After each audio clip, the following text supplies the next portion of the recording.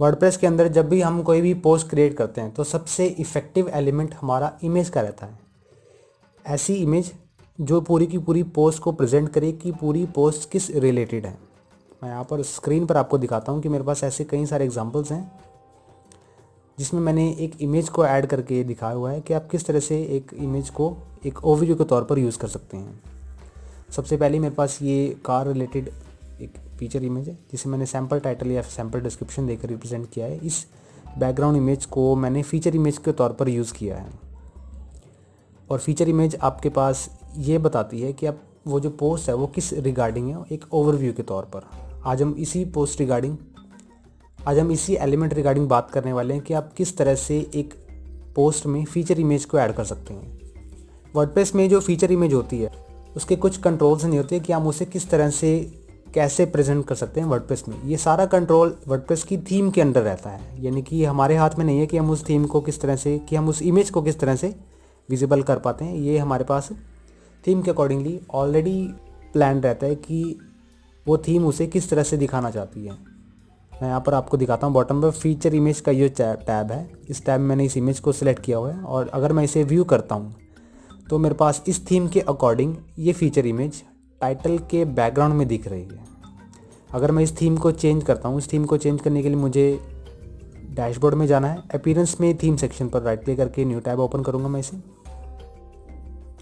यहाँ से थीम को चेंज करके आपको दिखा देता हूँ कि ये जो फीचर इमेज है ये थीम के हिसाब से अलग अलग हो सकती है। मैं यहाँ पर 2017 की ये वाली थीम अप्लाई करता हूँ, डायरेक्टली एक्टिवेट। एंड एक्टिवेट करने के बाद जब मैं इसे रिफ्रेश करता हूँ तो मेरे पास इस वेबसाइट की थीम ऑटोमेटिकली चेंज हो जाएगी और जो मेरी फीचर इमेज रहेगी ये लार्ज दिखेगी मेरी पूरी स्क्रीन पर। तो ये एक थीम का पार्ट है कि आप किस तरह से एक पोस्ट में डिस्क्रिप्शन के साथ फीचर इमेज किस तरह से प्रेजेंट होती है। इसी तरह से अगर मैं इसमें कोई और थीम अप्लाई करता हूँ, मान लीजिए मैं इसमें 2020 की ये थीम अप्लाई करता हूँ, लाइव प्रीव्यूज़ का देखता हूँ एक बारी में, एक्टिवेट एंड पब्लिश।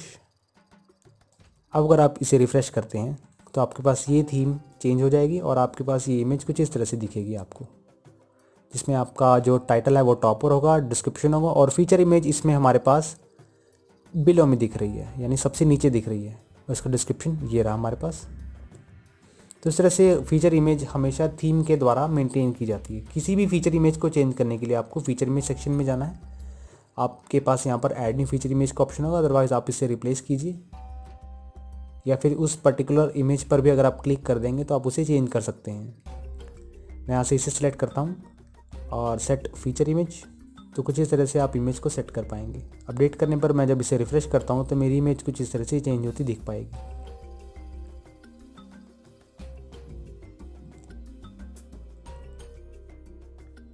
अगर आप चाहते हैं कि आपके पास थर्ड पार्टी की इमेज इसमें ऐड ऑन हो, इस फीचर इमेज में कोई थर्ड पार्टी इमेज आप ऐड करना चाहते हैं, तो उसके लिए आपको क्या करना है, पोस्ट के अंदर जाके इमेज पर सिलेक्ट करना है और अपलोड फाइल्स पर क्लिक करना है। तो इस तरह से आप फीचर इमेज को यूज़ में ला सकते हैं।